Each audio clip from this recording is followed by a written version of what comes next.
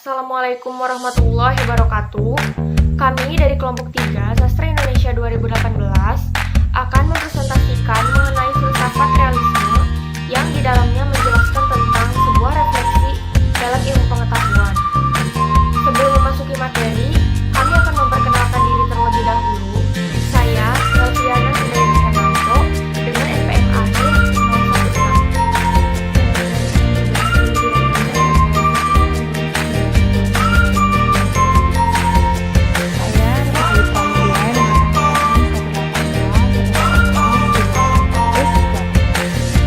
Nama saya Dewi Purnama dengan NPM 1801101800019.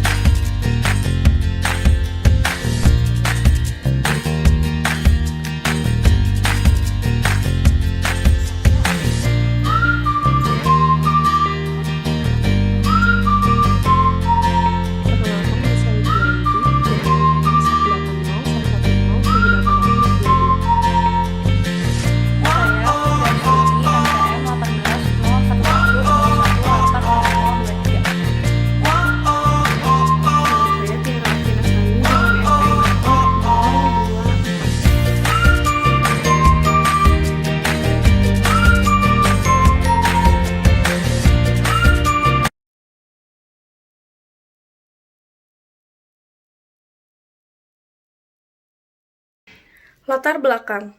Pada zaman kemajuan seperti saat ini, sebagian besar masyarakat sudah melupakan sejarah yang ada di masa lalu. Sedangkan pada kenyataannya, sejarah tidak dapat dilupakan begitu saja, karena yang membuat kita sampai berada di titik kemajuan seperti saat ini adalah pengetahuan tentang sejarah. Sejarah pun berkaitan erat dengan salah satu di antaranya, yaitu ilmu filsafat. Ilmu filsafat adalah suatu ilmu yang membahas tentang teori-teori atau pemikiran. Melalui pemikiran itulah suatu kemajuan yang ada di dunia saat ini dapat dikembangkan menjadi pembaharuan dalam berbagai bidang. Di dalam ilmu filsafat ditemukan adanya aliran seperti idealisme, realisme, materialisme, pragmatisme, eksistensialisme, dan lain-lain. Dengan demikian, suatu teori yang diciptakan oleh tokoh-tokoh filsafat perlu apresiasi melalui pemahaman agar dapat diterapkan dalam kehidupan sehari-hari. Oleh karena itu, salah satunya aliran realisme akan diapresiasi melalui pemahaman secara mendalam mengenai teori-teori yang dihasilkan oleh para tokoh. Pengetahuan tersebut diharapkan membawa kemajuan dalam pemikiran yang jauh lebih bermanfaat bagi kehidupan nyata.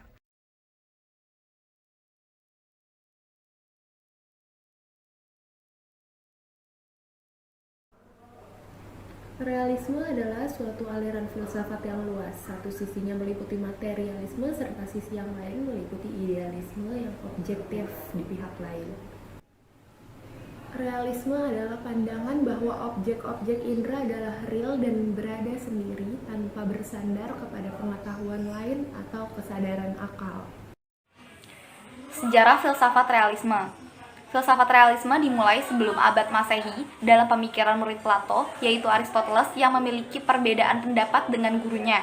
Aristoteles ini lebih memandang apa yang di luar alam ide, termasuk benda-benda yang terlihat indera, bukanlah ide yang lahir dari penduplikatan yang ada dalam akal atau mental. Kesusastraan Inggris dan Amerika Utara mencatat bahwa aliran realisme ini muncul pada abad ke-19 berdasarkan kenyataan yang ada di zaman itu. Di sana terdapat dua gerakan realis yang memiliki power, yakni neorealisme dan kritikal realisme. Knight mengatakan bahwa aliran ini muncul sebagai reaksi dari keabstrakan dan kedua lainan dari filsafat idealisme. Mengenai materi tokoh-tokoh filsafat realisme, di sini saya akan membahas tentang Thomas Aquinas. Pada poin pertama, saya akan menjelaskan terlebih dahulu histori epistemologi dari Thomas Aquinas. Thomas Aquinas, atau The Most Brilliant of the Crowd, adalah seorang filsuf besar yang menganut aliran realisme. Ia juga dikenal sebagai ahli ilmu ketuhanan.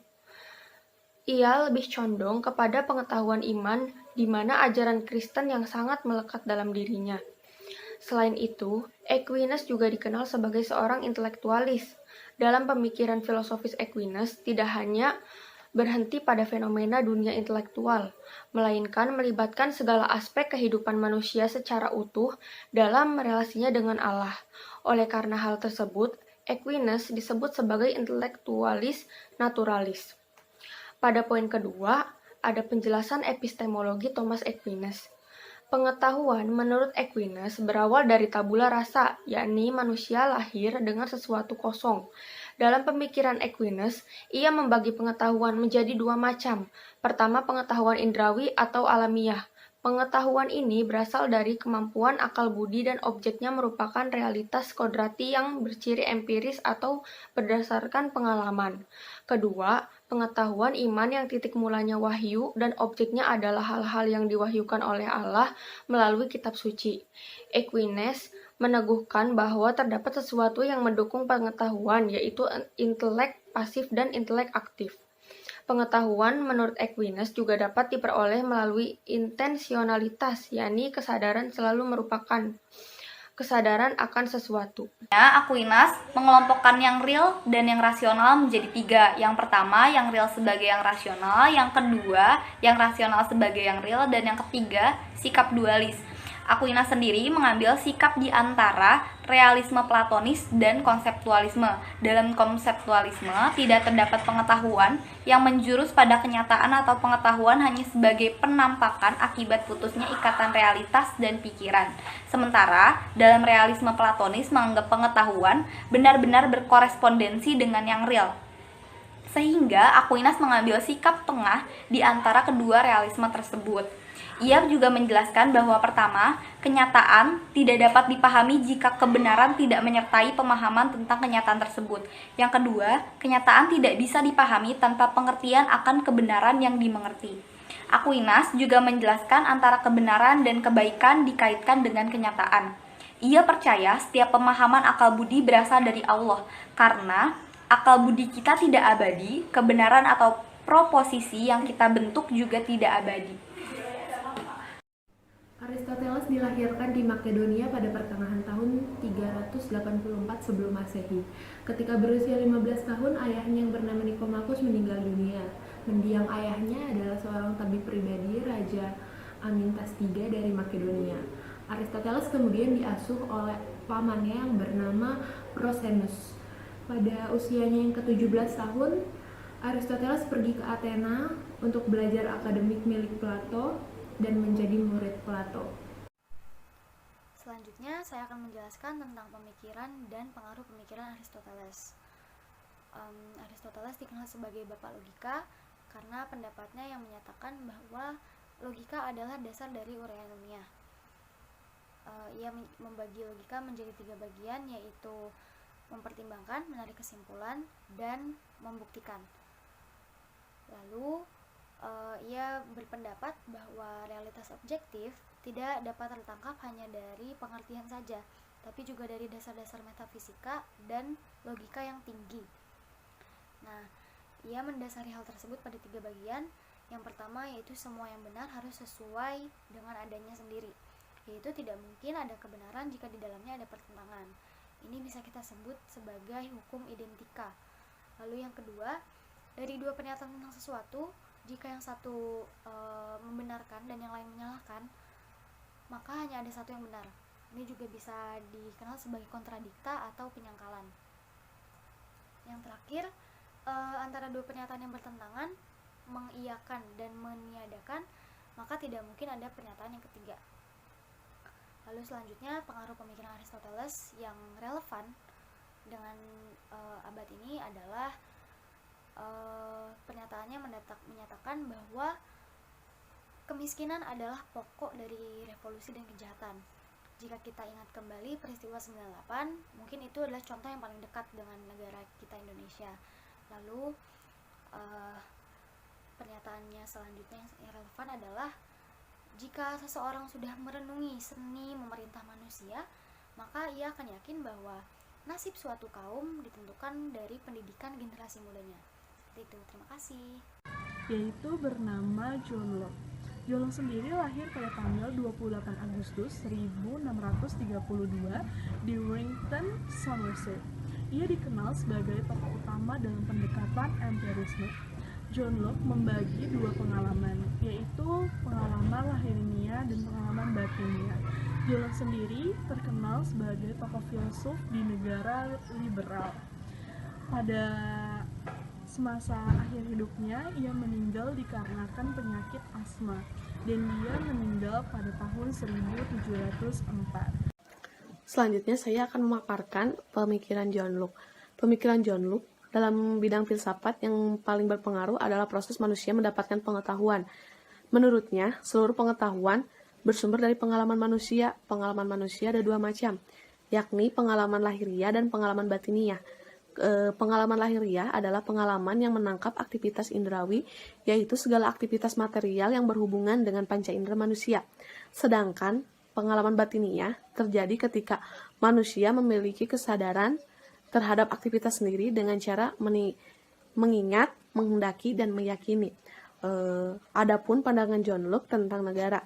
Yang pertama tentang keadaan alamiah. Keadaan alamiah sebuah masyarakat manusia yaitu situasi harmonis, di mana semua manusia memiliki kebebasan dan kesamaan hak. Dalam keadaan ini, setiap manusia bebas menentukan dirinya dan menggunakan apa yang dimilikinya tanpa tergantung kepada orang lain. Yang kedua, keadaan perang. Ketika keadaan alamiah telah mengenal hubungan-hubungan sosial, maka situasi harmoni mulai berubah. Penyebab utamanya adalah terciptanya uang. Dengan uang, manusia dapat mengumpulkan kekayaan secara berlebihan. Ketidaksamaan harta, kekayaan membuat manusia mengenal status tuan dan budak. Yang ketiga, terbentuknya negara. Untuk menciptakan jalan keluar dari keadaan perang tersebut, masyarakat mengadakan perjanjian. Disinilah lahir negara persemakmuran. Dengan demikian, tujuan berdirinya negara bukanlah untuk menciptakan kesamarataan setiap orang, melainkan untuk menjamin dan melindungi milik pribadi setiap warga negara yang mengadakan perjanjian tersebut. Adapun pengaruh pemikiran dari John Locke. Pengaruh pemikiran John Locke tentang pengetahuan memiliki pengaruh besar terhadap para filsuf, khususnya David Hume di Inggris dan Kant di Jerman. Selain itu, pengaruh dalam bidang politik juga ada, itu pun sangat besar di negara Eropa seperti Inggris, Prancis, Jerman, hingga Amerika Serikat. Pemikiran-pemikiran politik John Locke memengaruhi munculnya revolusi Prancis. Sekian yang dapat saya paparkan. John Stuart Mill. John Stuart Mill lahir pada 20 Mei 1806 di Fentonville, London, Britania Raya. Beliau merupakan seorang putra dari James Mill yang dikenal sebagai sejarawan dan akademis. John Stuart Mill lahir pada abad ke-18 yang dikenal sebagai abad pencerahan.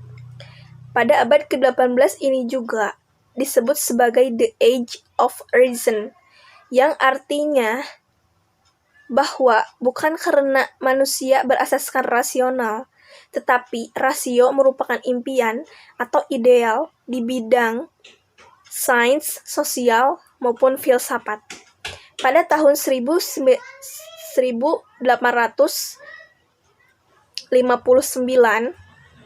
John Stuart Mill menerbitkan karyanya yang berjudul On Liberty dan sempat dituduh sebagai orang imperialisme atau bangsa negara yang menjalankan politik menjajah bangsa negara lain.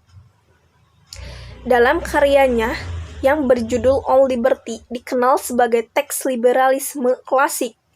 Prinsip utamanya yaitu do no harm to others, yang artinya seseorang mempunyai hak melakukan apapun selama tidak mengganggu orang lain.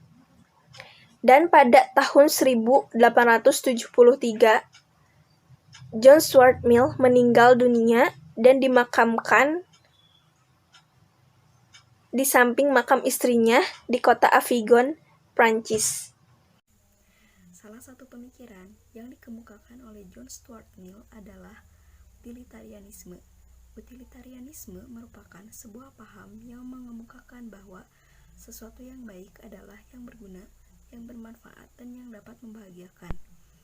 Utilitarianisme mulai muncul pada abad ke-19 sebagai bentuk kritik atas dominasi hukum alam. S. Bev Cheney mengemukakan bahwa utilitarianisme adalah konsep kebahagiaan tertinggi atau terbesar, atau the ultimate happiness of principle. Utilitarianisme dibagi menjadi dua, yaitu utilitarianisme tindakan dan utilitarianisme aturan. Utilitarianisme tindakan mengemukakan bahwa segala tindakan yang dilakukan haruslah menghasilkan sesuatu yang baik dan bermanfaat. Sedangkan utilitarianisme aturan adalah pengembangan dari utilitarianisme tindakan yang mengemukakan bahwa segala tindakan yang dilakukan haruslah sesuai dengan aturan-aturan yang paling baik. Aturan-aturan yang paling baik itu dapat dilihat dari hasilnya, apakah bermanfaat atau tidak. Kaitan utilitarianisme dengan kehidupan saat ini adalah bahwa semua orang menginginkan kebahagiaan. Apapun dilakukan untuk menggapai suatu kebahagiaan dengan materi ataupun dengan hal lain. Yang paling penting adalah tujuan akhirnya, yaitu kebahagiaan. Saya akan memaparkan biografi dari salah satu tokoh realisme yaitu Francis Bacon. Francis Bacon lahir di London pada tahun 1561 sebagai putra pegawai ekselon tinggi. Ayahnya, Sir Nicholas Bacon, adalah seorang negarawan terkemuka pada masa pemerintahan Ratu Elizabeth I. Pada usia 12 tahun, Bacon diterima di Trinity College di Cambridge. Pada masa belajar di perguruan tinggi inilah, Bacon menyimpulkan bahwa ilmu-ilmu pengetahuan yang diajarkan di tempatnya berdasarkan metode yang tidak mencukupi dan keliru, terutama logika deduktif, serta pandangan Aristoteles yang lebih berdasarkan teori daripada kenyataan yang telah dijadikan pokok ilmu pengetahuan pada masa pertengahan dan zaman modern. Bacon merupakan kritikus yang hebat terhadap kekeliruan ilmu, pengetahuan, dan pendidikan. Bacon berpendapat bahwa para ahli pada dasarnya mengabaikan kebenaran umum dan percobaan yang semuanya merupakan metode yang berlaku untuk suatu penelitian gejala alam. Bacon mendesak agar pelajaran ilmu pengetahuan alam itu sendiri harus dijadikan dasar bagi semua jenis ilmu pengetahuan. Bacon menulis sebuah risalah yang berjudul Novum Organum, atau New Method, untuk menguraikan pandangannya yang bertentangan dengan metode deduktif Aristoteles dalam memperoleh pengetahuan. Bacon menekankan bahwa segala wewenang yang ada dalam hal-hal intelektual dan sekuler harus ditolak, bahkan yang terdapat dalam gereja sekalipun. Semuanya itu harus digantikan dengan penelitian induktif tentang alam secara bebas. Smith, 1986. Relevansi pemikiran Bacon terhadap pendidikan. Smith dalam buku yang diterbitkannya pada tahun 1986 menyatakan bahwa tulisan-tulisan Bacon mempopulerkan penelitian ilmiah dalam bentuk metode induktif, mengalihkan perhatian para pendidik dari konsep pada masa pertengahan tentang manusia dan alam semesta, serta mengumpulkan kebenaran dengan melakukan penelitian sebagai dasar prinsip suatu ilmiah dan pendidikan. Bacon juga menentang pengajaran yang otoriter dan mendasarkan pandangannya pada induksi yang teratur. Teori pendidikan Bacon ini juga sesuai dengan filosofis filsafat realisme, yakni bahwa kebenaran ada pada objek yang bisa diukur dan diuji. Sebuah kebenaran harus diketahui secara pasti, disimpulkan, dibandingkan untuk kemudian dipakai sebagai satu-satunya dasar bagi suatu kesimpulan atau pengetahuan.